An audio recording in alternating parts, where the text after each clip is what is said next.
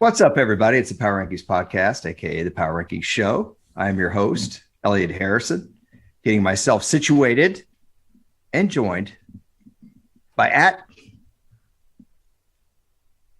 @Marcus_Mosher.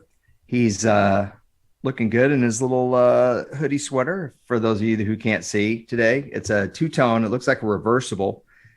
So for those of you that saw First Blood, Rambo, if you remember the sheriff, Brian Denny, he had like one of those reversible like wool jackets. Do you remember those, Marcus?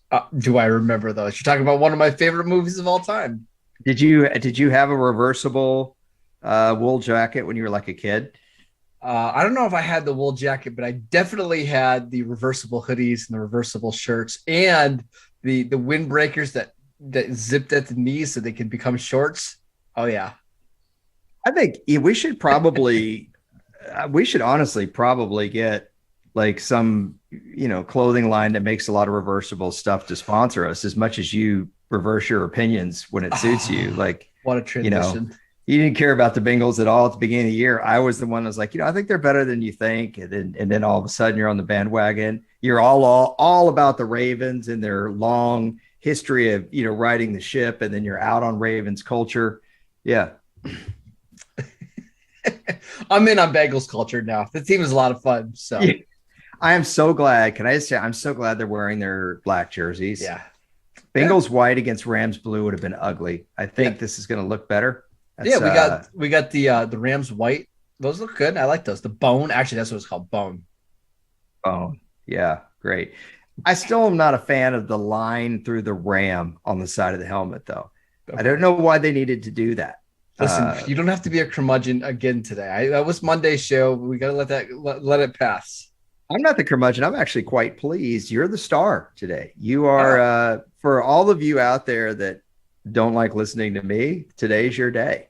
We're doing a power ranking show on Thursday, which we don't normally do. We always do a pick show. Mm-hmm. But given that the Super Bowl is still quite a ways away, Marcus had the idea to rank the coaching hires. And as with all good ideas, he forgot that he was going to do that. So he waited for me to do it.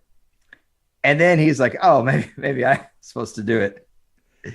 That's why we have a great producer, Courtney, to remind me to do this kind of stuff. So yeah, actually, he's been wanting to rank the coaching hires for the last week and a half, even though this has been the slowest coaching hiring season I can ever remember, ever. I'm not saying that from like a historian standpoint. I don't know, but I know that I don't remember a time where we had this many openings in February. Just to show, we've got technically 5 openings right now, and the Senior Bowl is coming to a close as we speak, which never happens. We sometimes will have one team that doesn't have a coach going into the week. Rarely do we have more than that. So it's a weird hiring cycle. Couple little minor news items before we get to our main thrust of the show here. I was going to say, in an airheaded moment, I hope the people that have their power out in Texas, I hope you're watching. I'm thinking about you, but you wouldn't be watching us because your power's out. So I know we have a lot of listeners in Dallas. My family's power is out. I've been told it's not nearly as bad as it was last year, that this is going to get corrected. I sure hope so. But if you are one of our listeners in Dallas, check on your friends, check on your friends' parents, just lob a phone call their cell phone, because they can charge it up in their car. Just make sure they're all right, because some people have elderly parents. And so if you're listening, I'm only saying this because I know a lot of our listeners are in the Dallas area. So thinking about you guys today. Other little tiny bit of Dallas news. Rich Dalrymple, their PR director, retired. That may not normally cross your plate as a football fan, but Rich Dalrymple literally came pretty much with the Jimmy Johnson regime from the University of Miami. Long career. I've crossed paths with him a few times in my career, and he's had some stuff to clean up in his career. You think? Talk about it. Yeah. Do you want to hear my ridiculous Rich Dalrymple story? Sure. So it's really not, it's more poking fun at me than Rich Dalrymple. But in 2004, I was trying to do a documentary on the NFL owners, and I was a nobody. I mean, I still am a nobody, but I was really a nobody. And so I wrote a letter to Rich Dalrymple to try to secure time with Jerry Jones. And I'd written letters to several PR directors. I worked for a PR firm. I thought I knew what I was doing. I put it on our company letterhead. So I mailed the letter, and I was very stressed because I really wanted to get Jerry's time, right? So I checked back with the Cowboys PR staff. I emailed Rich Dalrymple, and it just so happened, and I FedExed overnighted my letter. Okay. Made somebody sign for it. I was so annoying. Okay. So the day they get the letter, Eddie George signs with the Cowboys. Remember that day? Mm-hmm. And they have a press conference or whatever. And, I watched it and I'm like, oh gosh, with Eddie George signing. I mean, that may not seem like a big deal now, but Eddie George was a star, that was a big deal at the time. And so, here I am watching the press conference going, oh man, he's never going to respond to my request. And they get up from the table at the press conference, and one of our senior VPs at the office I worked at said, yeah, I saw something fall out of his pocket. I go, what? He goes, it was a letter from BWR Public Relations that fell on the floor. It's really funny. Rich Dalrymple is good at his job because he's the only PR guy in all of the NFL that we can name, right? Pretty crazy. He's been there. Great career. Didn't mean to keep it so Dallas centric here at the top, but just that's the news today. The weather, people's power outage, and then Rich Dalrymple. Not a lot of news in the NFL today. Yesterday, Marcus, I'd like to get your thoughts before we go through these coaches on just wherever you want to go with this, on Brian Flores, the suit. What part of it strikes you the most? What just your thoughts? Yeah, I kind of forgot that we haven't talked about this yet in the show, but it's eye-opening, right? I think the Rooney Rule is obviously supposed to be a great thing for potential head coaches, black head coaches, and I don't think it necessarily has worked well. And I think you're seeing why some candidates like Brian Flores have been frustrated by the rule, because he feels like he has to get an interview, and he's not actually being given a fair shot with the way the Broncos handled things and the way the Giants handled things. It's really unfortunate. I think Brian Flores is one of the best 32 coaches in the league. I think he still should be a head coach, and we're going to talk about him again in a little bit. But very frustrating, Elliot.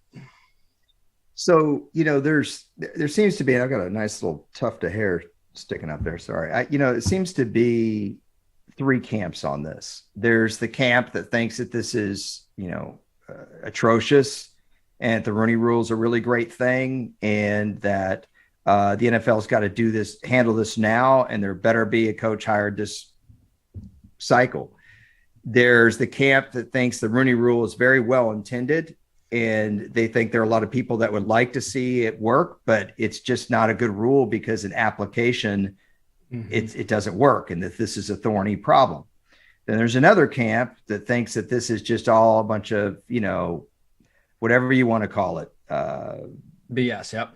BS, progressive stuff. Yep. And that owners should just be able to hire whoever the heck they want to.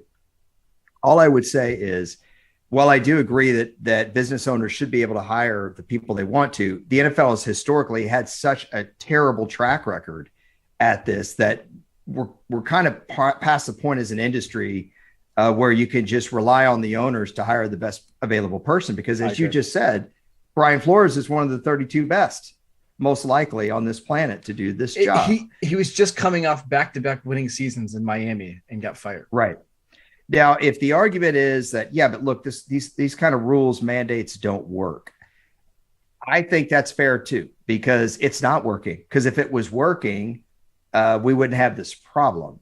Mm-hmm. So, as well intentioned as it may be, the problem is no one seems to be really coming up with good solutions. Instead of us all complaining about what's happening, what are the solutions? How do we do it? Do we build a better pipeline? Getting players to I think you were talking to me about having players coach practice at the Senior Bowl, right? Which is happening right now. You have like Deuce Staley, who is on the Lions staff. He's running practice, which is a great opportunity for 32 GMs who are all at the Senior Bowl. Watch Deuce Staley run a practice. I think things like that could go a long way. And I'm hoping the NFL recognizes that and realizes that that's a good way to get more black coaches hired.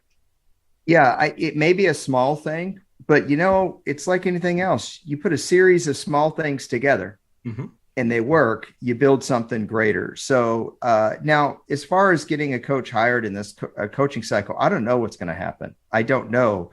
It's a lot of pressure, I think, on a GM who genuinely would want to do the right thing, but truly feels that the guy they've picked is the best guy for their job. I don't know how you force a GM to hire somebody that you want them to hire when they want to hire someone else. Yep. And I refuse to believe that now people will say, yeah, but it's the owners. And it's a fair point. But I don't know if you're running a football team, how you manage this.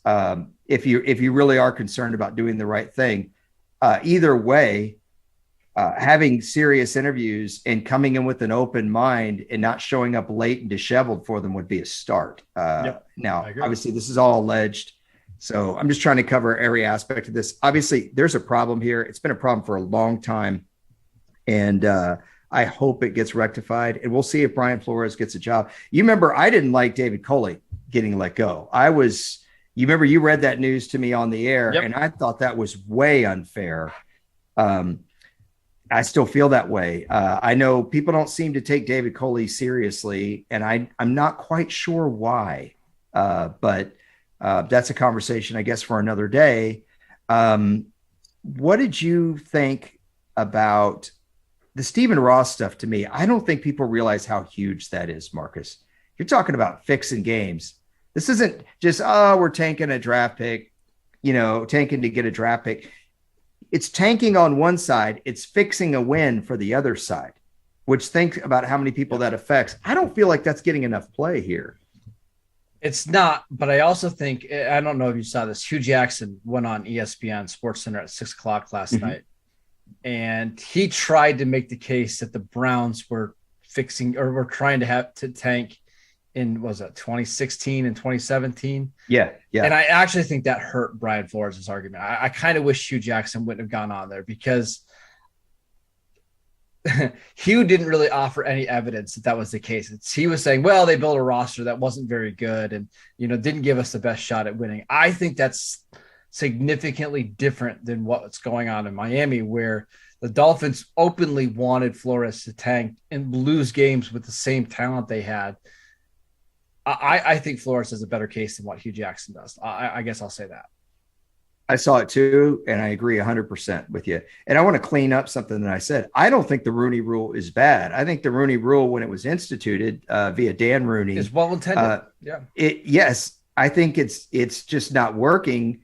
It would. The rule would be great if people followed the true spirit of the rule, which is to take interviews seriously and not conduct sham interviews. But unfortunately, they're not. So I guess I can't really blame that on the rule. I blame it on the people that are following the rule in their own creative way, which is to say ineffective way. One last thing on the gambling front, or not the gambling front, but the fixing games front, but it does tie into gambling.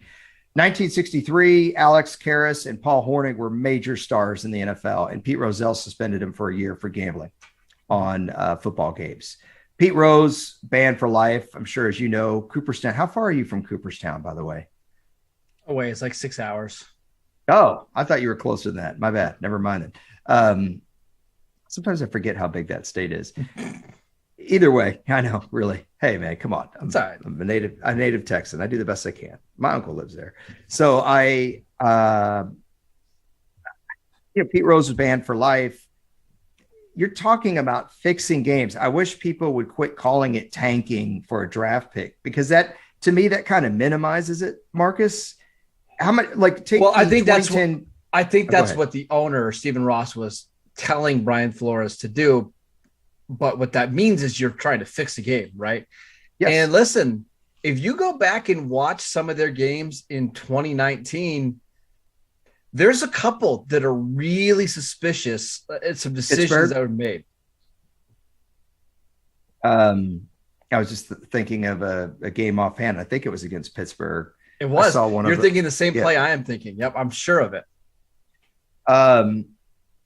Okay. Let me just say this.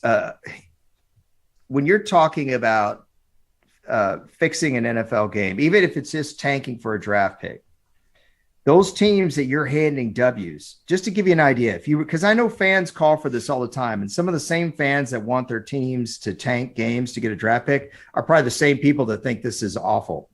Hey man, you can't have it both ways. Sure. Yeah, I've never believed in tanking. I can tell you that. I lived through 1-15 Cowboy season. I went to 4 games that year at Texas Stadium, and I wanted them to win every single one of them. I would just say this.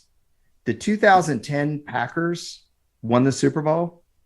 They made the playoffs by the hair of their chinny chin, man. Mm-hmm. Like barely. I think they only made it because Deshaun Jackson returned that punt against the Giants. Matt Dodge, one of your all-time favorite players. The 2008 Eagles had to have about 8,000 things go their way and then beat Dallas, and they ended up going to the NFC Championship game where they lost to Kurt Warner's Cardinals. The 2007 Giants barely made this playoffs. They had to go on the road. Remember at Tampa? I can't remember who they beat in the divisional round, and they beat the Packers in the NFC Championship. That was a joke. I was seeing if you were paying attention, Marcus. I gotcha. Yeah, R.W. McQuarters, I think, had something to do with it. But they beat the Bucks, the Cowboys, and the Packers on the road. And then they beat the undefeated Patriots. And we just did the top 10 games of all time, which you should listen to from last Friday. And I had that as my top-ranked Super Bowl. You talk about teams tanking games, the 2007 Giants maybe don't make the playoffs. The 2010 Packers maybe don't make the playoffs. It's a big deal. People's jobs hinge on whether or not their organization goes 5-11 every year. So I think there should be a bigger deal made of that. But I promised that I was not going to talk as much. And here I am going off about this. So I'm done on this note. I want the Rooney Rule to work. I hope Brian Flores, I hope this doesn't cost him a job. I don't want him to be the NFL's Curt Flood. That's a name you should look up in baseball. And with that, though, we do need to talk about the teams that have coached. So Marcus put together his list. I can see it right now. It's interesting. So I'm ready to hear your explain yourself. We're starting from 1 to bottom, or are we starting with worst to best? I should say worst. Yeah, we're changing least best. Yeah, we're going to go 1 through 5, and then we're going to get into the vacant head coaching spot. So let's start at number 1 with the New York Giants. They hired Brian Daboll, the offensive coordinator for the Bills. And I love this hiring for a million different reasons. I think Daboll probably should have got a head coaching job last year. He's worked under some incredible coaches, Elliot. Not only Sean McDermott, but Bill Belichick, Nick Saban, Andy Reid. He's been coaching forever. The players love him. And the Giants are in the market for a franchise quarterback, whether that's Daniel Jones or somebody else. They need to develop that position. I think Daboll was the best hire for any team this offseason. Yeah, and we should also mention, because you mentioned it to me offline, gosh, it does kind of stink picking this one because this is kind of at the center of the – but it's not Brian Daboll's fault. It's not Daboll's fault, no. And I bet you Brian Daboll probably doesn't like this either. So just to get that out there, I don't have any problem with you putting this at the top. There was some speculation that Ken Dorsey would go with him. That did not happen. He got promoted to offensive coordinator. Was that yesterday morning, I think? Yes. Yeah. We're recording this, by the way, guys, on Thursday, if you're not listening to us as we're doing it. So Ken Dorsey goes to OC in Buffalo. He worked under Dable. The Giants have already kind of come out, Marcus, and said, I thought this was really great. I don't know if we covered this on our last pod. I thought it was great that John Mara came out and said, hey, we failed Daniel Jones, all of us as an organization, with what we put around him and the expectations and so on and so forth. You don't see that very often. Nope. You really don't. So we'll see if this is their way of fixing it. I guess it is. We'll see how it plays out, I guess. But I like your number one. Yeah, a couple things really quickly. I love the staff he's putting together as well. Mike Kafka is the offensive coordinator who was the quarterback coach in Kansas City, working under Andy Reid and Eric Bieniemy. He knows a little something about developing quarterbacks. They're keeping Patrick Graham as their defensive coordinator, who I think is really good. I just like that staff. And John Mara gave everybody a free large Pepsi to all the media that attended the Brian Dable press conference.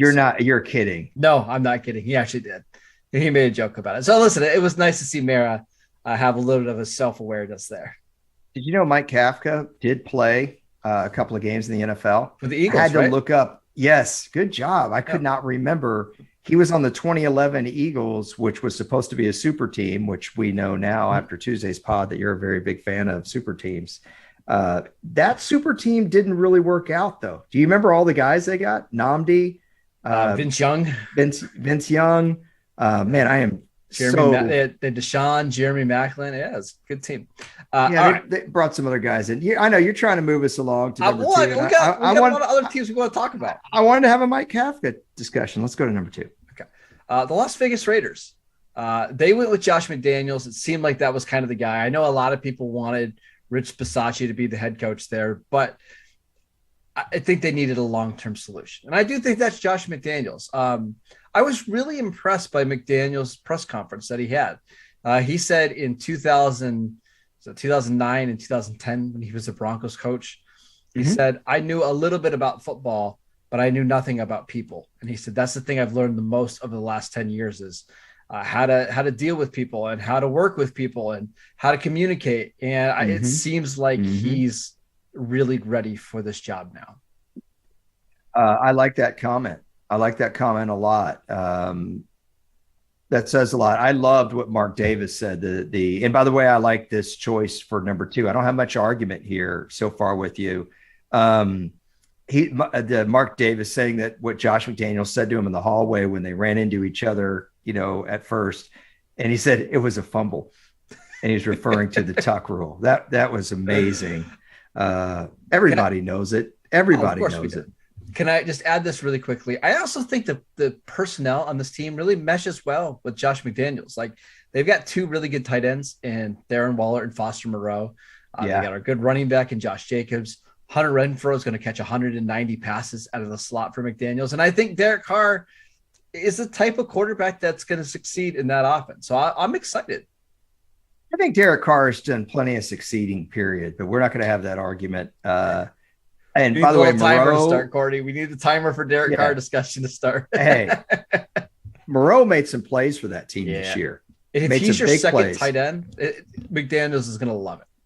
I'm trying to remember the game. He had a big game, but I like this. I like this call here. Any reservations about this at all? I know his time with the Rams wasn't very good. Just that he's really only had the success in New England, or that doesn't bother you at all? No, it doesn't bother me. I'm curious to see what he does with the rest of the staff. Like, does he bring back Wink Martindale, who was his defensive coordinator with the Broncos? I think that would be a great fit. Or do they go with like a Vic Fangio? I think his staff is going to be really important, but I trust that McDaniels is going to build a good group there. Yeah, looking at Moreau's numbers, he had 3 catches against the Chiefs and 7 against the Browns, 4 against the Broncos. This is when they really needed it, because they had no Waller because he got hurt on Thanksgiving. So, okay, cool deal. Let's go to number 3. Number 3, Nathaniel Hackett with the Denver Broncos. I actually think Hackett's a pretty good offensive coordinator. I know it's hard sometimes to judge how good is an offensive coordinator when you're playing with, a legendary quarterback or coaching a legendary quarterback like Aaron Rodgers. But if you go back to 2017, when he was the offensive coordinator with Jacksonville, like that team did a lot of good things on offense with Blake Bortles as the quarterback. And I think this is also maybe a bit of a long-term play to see if they can steal Aaron Rodgers away as well.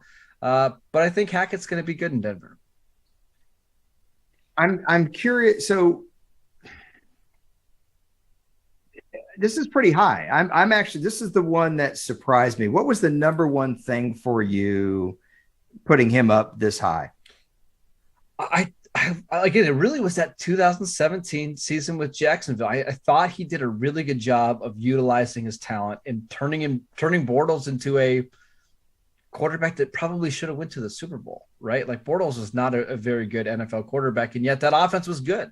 I think with the right players on this team, a lot of weapons, and if they can find the right quarterback, I think they're going to be okay. Well, to bring this pod full circle here, Nathaniel Hackett's father was Paul Hackett.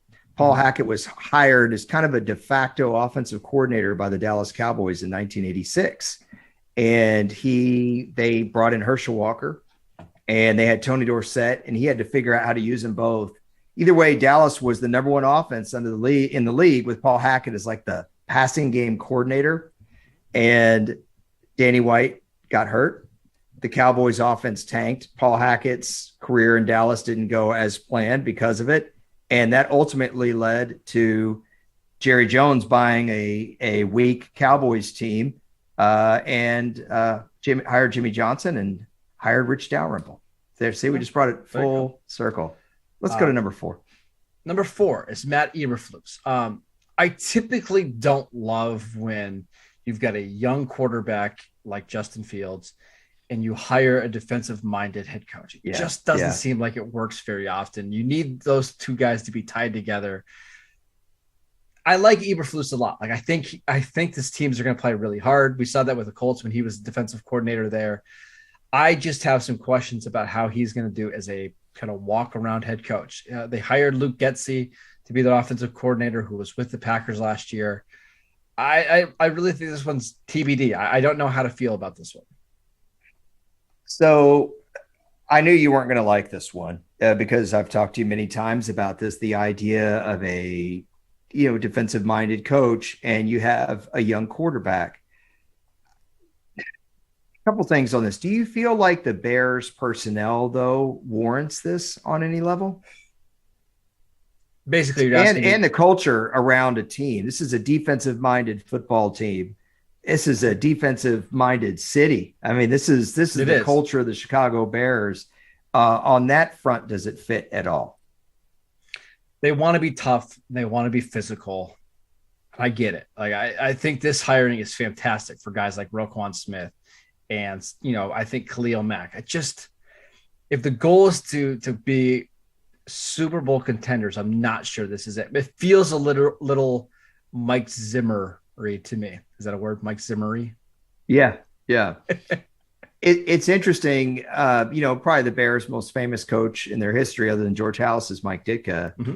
And when they hired him, they wanted that hard-nosed Bear football mentality. Even though Mike Ditka came from the offensive side of the ball, he had that.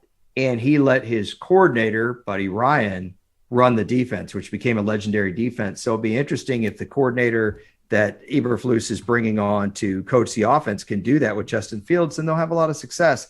I am wondering if there would be if I were in that interviewing him, I'd want to know what happened last week of the season because Jacksonville had their best offensive day. Trevor Lawrence had his best day. I mean, their offense had looked bad for 10 weeks. Yep. Wouldn't that have been on your mind? Yeah. I also think there was better guys out there to hire if you're going just for the defensive mentality. I think Brian Flores is a better option. He's already proven to be a pretty good head coach. I think Dan Quinn would have been a better option. Great in Dallas last year, really good with the Falcons for several years. We'll see. I'm not overly optimistic, but I'm not writing it off either.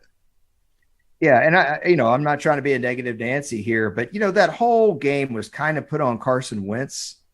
And the entire team stunk up. Yep. Yeah, the defense stuck up the joint. I'm looking at Trevor Lawrence's passer rating in that game, 111.8. That's pretty good. It's like I'm pretty sure that's the highest Trevor Lawrence had. I don't even know if Trevor Lawrence had a game all year last year that he had 100. Yeah. And they walked the ball up and down the field all game long against the Colts. So Yeah, I mean, there's nothing you're going to be able to do against that crazy play where the ball went over his head. You can't do something on that, Right. but it was really the whole game. So I just wonder about that. But that doesn't mean that a guy can't get a job because they had one bad week. It's just something Correct. that would have been on my mind in that interview. Let's go to the next one. The last one we have here is Kevin O'Connell. Now, this one hasn't been officially announced yet because it can't be until after the Super Bowl. But it does sound like we're trending this way. Kevin O'Connell is the offensive coordinator for the Rams. He was the offensive coordinator for Washington in 2019. He's not been a coach for very long. He's only been a coach since 2015, 36 years old. They had a chance to get Jim Harbaugh. I think that would have been a better move. What happened there? I think a lot of people want to know what really happened there. So, again, I don't know the validity here, but it sounds like Kevin O'Connell was more open to keeping Kirk Cousins as a starting quarterback than what Harbaugh was. You know, this is just me here, but if you've seen what a guy like Jim Harbaugh did, he did wonders with Alex Smith, I thought. Colin Kaepernick played great football for him, both of those guys.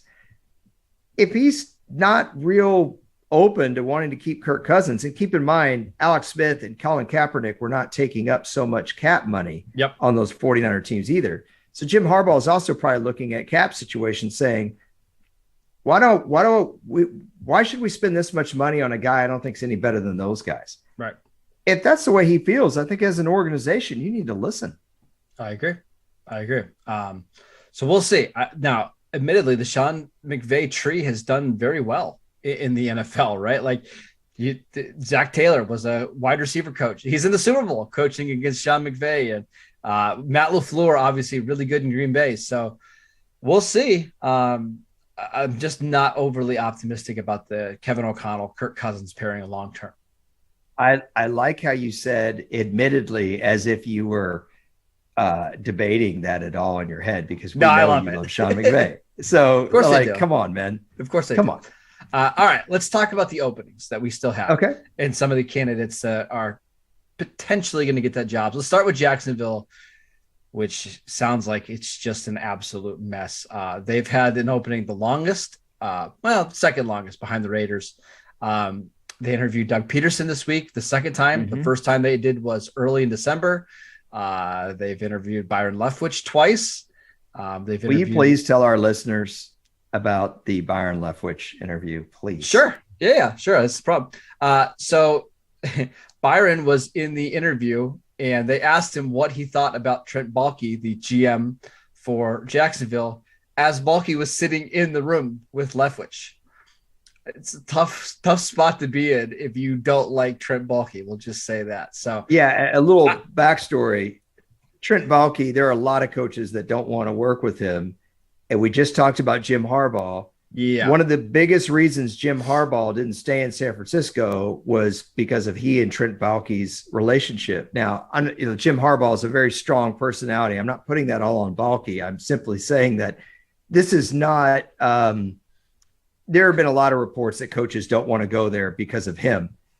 And so you're asking the guy, will you be working with our GM that are you willing to work with our GM that nobody else seems to want to? That's one thing. But if you're asking the guy, and the guy's sitting right there, in his Dockers. Listen, I would say if the answer for Leftwich would have been, yeah, I'll work with him, he would be the head coach already. Oh, cookies and cream. Okay, let's talk about the next opening. Yeah, that one's depressing.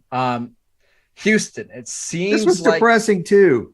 It seems like Houston has narrowed down their list to Josh McCown, Brian Flores, or the Eagles defensive coordinator, who I can somehow not remember right now. I'll get it. But of those, of Flores and McCown, who would you like to see get that job? McCown. Absolutely. Jonathan Gannon, by the way. That's his name. Yeah, Jonathan Gannon. There's so many things about Josh McCown I like. I remember him getting asked, like, why were you not able to get through to Johnny Manziel? And because they were on the team together, and the way he answered it was so classy. And how about his last game with the Eagles when he was hurt And he tried so hard at 40 years old to win that game. Did you see his post-game press conference, the wild card when they lost to Seattle? Yep. And he was emotional because he literally left it all on the field trying to win that game for the Eagles, thrust in a terrible situation, banged. I mean, it was just the dude is all heart. He's a long time veteran quarterback that knows the game inside and out, but he doesn't have the gravitas or whatever you want to call it of an Aaron Rodgers or even a Carson Palmer, right? Because he was never, quite frankly, that good. And so you don't have a huge ego guy. You have a guy with the right attitude, the right mindset. I think he can relate to the players. Am I going on and on too much here about? I really like Josh McCown. Yeah, I want this to be Flores, though. I think Flores would have the right attitude for this team to get them back to being competitive. I think the players would relate to him, and I think he deserves to be a head coach. So I'd like to see Flores in it. And I don't disagree with you at all. I just went through that whole diatribe just to tell you what I like about Josh McCown. I'm sorry to cut you off. What I was going to say is that I think people want Flores to get a job so badly that someone like McCown may not. I don't want other people to be dismissed in order to do the right thing, so to speak, right? Like I said, it's not Brian Daboll's fault what's happened here. Do you think McCown's fault? Do you think McCown, though, needs to be an offensive coordinator or quarterback coach for a couple of years before he gets his job? Certainly. I just don't want that to be that. Certainly that would help. I just don't want people to be like, they can't hire Josh McCown because of this. But for me, I think Brian Flores would be the better hire there. Yeah. I think Brian Flores should be a coach, but I hate to say it again, man. I'm sorry to be curmudgeon-y Carl. I'm bringing him back. Why fire David Culley in the first place? I'm still – that team played for him. Give him one chance. Let a coach grow into the role. We've certainly done it for a lot of white coaches. Why can't we do it for David Culley? I just don't want Josh McCown to somehow be pushed down because of all this other stuff, because I really think a lot of him. And if it does end up being Brian Flores, then that's great for the Texans. There you go. There's my take. Fair enough. All right, next one. It's the Saints, and this is a tough one for a couple different reasons. Number one, you have to follow Sean Payton. That's rough. Number two, you are $70 million over the salary cap right now, so the roster is going to be depleted. And number three, you don't have a franchise quarterback unless you're Elliott and you absolutely love Trevor Siemian. You probably need a new quarterback. That wasn't necessary. That was a spear in the back from 400 yards out. All right. These are the candidates that they've interviewed. Byron Leftwich, Dennis Allen, who's their defensive coordinator, who I'm assuming probably is going to get that job. Aaron Glenn, who is the defensive coordinator for the Lions. Brian Flores, Doug Peterson. Who do you want to get the job in New Orleans? Dennis Allen. Yeah. So there's been a lot of talk about white coaches getting second chances. Dennis Allen was the coach of the Raiders. I don't know how good an opportunity that was at the time. Maybe you feel differently. I think he's done a great job with that defensive unit. I really do. I mean, granted, he's got players, but I also think if a guy like Brian Flores got that job, I feel like it's already bad enough what's going on. I don't want him to have to follow in Sean Payton's footsteps. There's better jobs. There's better jobs out there for Flores. Right. With their situation the way it is, because if he fails, then remember I told you there were three camps on this, the kind of I told you so crowd, which I don't agree with. I just think this would be a bad deal. Whereas Dennis Allen, I think there'd be a lot more patience there. What do you think? I agree. Dennis Allen already is a really good defensive mind. Really that the defense is why they won 9 games there, right? You keep Pete Carmichael, who is the offensive coordinator there. Mm-hmm. I think that's just probably the natural way for this to go, and I think that's probably what they'll do. Yeah, and so it's not that I don't want Brian Flores to get a job. I'd love for him to get the job in Houston. Heck, if he takes a job in Jacksonville, but this job, it's you're not built for success right now. No. This is a job where you need it. if I'm Dennis Allen, I'm asking for a 5-year contract, right? Because I know it's going to take at least 2 years to kind of get the salary cap situation back under control. It's going to take me probably another year to at least find a option at quarterback. I want a lot of years there. Right. And you don't want, with everything going on, I want to see Brian Flores succeed. Well, I want him to get a job first, obviously, but I love it to be in a place where he can succeed and not be compared to Sean Payton, because honestly, I don't care if you're white or black. Nobody should be compared to Sean Payton. The guy had an incredible run there. Absolutely incredible. Yeah. I mean, I watched Neil Anderson replace Walter Payton, and Neil Anderson was really good, and nobody ever talks about him. It's hard to replace legends. It just is, whether it's in coaching or as players. So, okay. So we got one more left. We got one more. Okay. We've got the Miami Dolphins, who fired Brian Flores. Do we have to talk about the Miami Dolphins? We do, because their coaching search has been amazing. It's down to 2. Out of this one. Yeah, go ahead. It's down to 2. It's down to Kellen Moore and Mike McDaniel. From everything, the whispers that we're hearing, these are the 2 guys that said that they can fix Tua and they can get Tua to be a franchise quarterback. I think McDaniel is maybe a little bit more worried about Tua not being a great guy, but I think McDaniel, with how good he is at designing, run stuff, I think he could probably minimize Tua's impact on the game.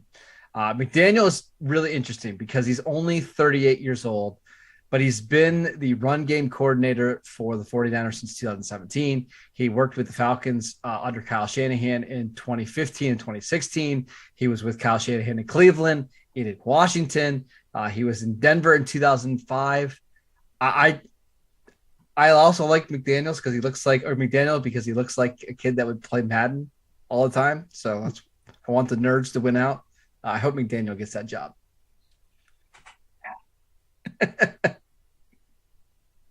They had a good coach. They did have a good coach. They had a good coach. Okay. So Houston and Miami shouldn't have made coaching changes, period. So that's my take. Sorry. Yeah. Curmudgeon Carl, the return. It also sounded like Flores was not in love with Tua, and they wanted to go out and get a different quarterback, and that's why they decided to split. Hey, you know what? Sometimes you should listen to your coach on this. Do you want to keep? There's an old saying. One that do you want to keep pouring good money after bad, and the hole don't get any shallower? Now I'm not saying that Tua is not going to become a good player, but there is a point. There is a point where you need to listen to these guys. Let's take the Vikings gig here. Is Kirk Cousins what Kirk Cousins is going to be? In other words, do you still see Kirk Cousins maybe improving to even a higher level? No, I think we've seen peak Kirk Cousins, and I think you can win with that, but he's probably maxed out, right? Is Kirk Cousins ever going to be better than, say, the 8th best quarterback in the league? Probably and not, I wouldn't even put him at 8th right now. Yeah. I'm just saying, probably is that not the ceiling for him? Yeah. Now, Tua, I don't think we can obviously say that yet. But, if you hire a coach or you want to hire a coach and he's telling you, look, I just don't think this is the guy, and this is why I don't think he's the guy, but you're sticking to it because we invested money or because we invested a first-round draft pick. The longer you stick with a bad boyfriend or girlfriend, the longer it's going to be until you marry the right one, right? So I'm married. I'm happily married, Elliot. Just want to let you know. Yeah, well, I've heard about your whole courting. I've heard about your whole courting process. It's definitely not a blueprint I'd want any of our listeners to follow. That's for sure. Yeah. All right. Well, there's all 9 head coaching openings and hirings. Any thoughts before we head out? I think your list is good. I like the Dayball hiring in New York outside of obviously what's going on. I like McDaniel. Just in itself, we like the Dayball hiring, right? Yeah. Ignoring everything else. I'm not sure on Nathaniel Hackett and Broncos being number 3. I understand your reasoning with Eberflus at 4. The Vikings, weird situation. I agree with you. I think Harbaugh would have maybe been better. It would have been more fun too. I would have had Harbaugh 1, to be honest. Oh yeah. In terms of the openings, I assume you have Jacksonville there because of the presence of Trevor Lawrence. No, to be honest, I didn't rank the openings. Those are just the openings that were available. Which of the openings to you would be the most desirable? You're a head coach. Miami. Let's rule out the Saints because we've already said Saints is not a good opportunity. Miami. You go Miami? Yeah, because they've got cap space. They've got a defense that's already plug and play, ready to go. You've got a quarterback that's at least somewhat talented. I think with the right coach there, a couple of right personnel moves, they can be a 10-win team next year. If you look at it from that standpoint, yes. If you look at it from a kind of job security and no expectation barometer, I would say Houston. We've already seen Davis Mills play some really good games. There's no expectations for that franchise at all, and they cannot hire a coach and fire him after 1 year. They cannot do that. So I think that might be an interesting opportunity, just to make sure that I'm not that I bring curmudgeon Carl all the way back. These Washington Commanders uniforms and look. No, Marcus, I'm not feeling it. I'm not in either. I don't like it. That's a great analysis. Listen, I mean, we had a feeling this Commanders thing was coming forever, right? And I just wasn't a fan. That's all. I heard recently, was it Ross Tucker who said it? Somebody was saying, like, why didn't they go with like the Hogs? It would have been so good, right? It would have been so good. I mean, that's what they're known for. That's what they won. If you guys don't know out there, Washington won 3 Super Bowls with an awesome offensive line, and they were called the Hawks. They might be the greatest offensive line ever. And I mean, it just fit too perfect. Also, do you remember the early 70s Washington look with the yellow helmet, the Radio Shack helmet? Yep. I thought they should have gone with that and just put a W there instead of the R. I agree. Go with it would look so good, but leave it to that team. Yeah, leave it to the Washington, whatever they are, to mess things up. I know. All right. Well, so obviously, just to kind of review here again, Marcus says the Giants #1, the Raiders hiring #2. That's Stable 1, McDaniel 2, Nathaniel Hackett 3, Eberflus is 4, O'Connell's 5, and then we talked about the openings. Marcus likes the Miami Dolphins opening the best for any potential head coaches. I want to give you the last word. I just want to say one more time, I really hope this is not turned into a situation where Brian Flores just sacrificed his career. Yeah, I agree. No matter how this turns out. But with that, you have even though you've gotten most of the words. I know. That's all right. Well, thank you. I appreciate it. So 9 head coaching openings in 1 year. That's got to be the most we've ever had, right? I can't think of a year where there was more. Didn't really love a ton of the candidates this year. I mean, some years we get strong, head coaching pools.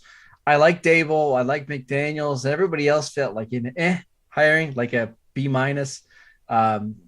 Maybe next year we'll get some better candidates. I think there's some guys out there that could potentially develop, and we'll be talking about them at this time next year. I just wanted to say, is there anyone out there? I really should have asked you this 10 minutes ago. Is there anyone out there that's name isn't coming up that you think, man, I think that guy would be a good NFL head coach? You're a huge college football guy. Mm-hmm. So just any name you're like, gosh, teams should really kick around this name. Sure. I'll do one from each rank. I think Matt Campbell at Iowa State. They've done a great job of rebuilding that program, becoming so tough and competitive in the Big 12. I think he's the right type of guy to make it to the NFL. I think Lincoln Riley, obviously, but he just re-upped it at USC. In the NFL, I still don't understand why Eric Bieniemy didn't get a single head coaching interview this offseason. It doesn't make any sense to me. Sooner or later, he's got to be the coach, unless he's heard from Andy Reid that he's only going to be there a year or two, and he's just waiting out that job so he can be with Mahomes for the rest of his career. That's the only way that makes sense. And actually, that's very plausible. I mean, Andy Reid's been at this for a long time. Andy Reid hasn't taken a year off. He got the Eagles job in 99. He was there until 2012, 14 years. And then he went straight into Kansas City in 2013. So he just completed his 9th year there. Hey, man, 23 years as a head coach. And let's not forget, he was, on the offensive staff for the Packers in the 90s. He's been at this a really long time in the NFL. And in this league, Marcus, Sorry, I wasn't going anywhere. That's a good way to finish the pod. Yeah. All right. We're going to do a free flowing Friday pod tomorrow. Not sure what we're going to talk about yet, but we always come up with some weird stuff. So I hope you enjoy the Commanders look. I hope this Brian Flores thing works out great for him. And Marcus, good list. Maybe you should do this from now on. Yeah. Too much pressure. If you'd like to hear more from Marcus, check him out at Locked On Cowboys. Good podcast, good Dallas Cowboys podcast. And on Twitter at Marcus_Mosher. I'm at Harrison NFL. We thank the people at Brinks. We thank all of you guys for listening every week. And we'll talk to you soon. All right, bye-bye.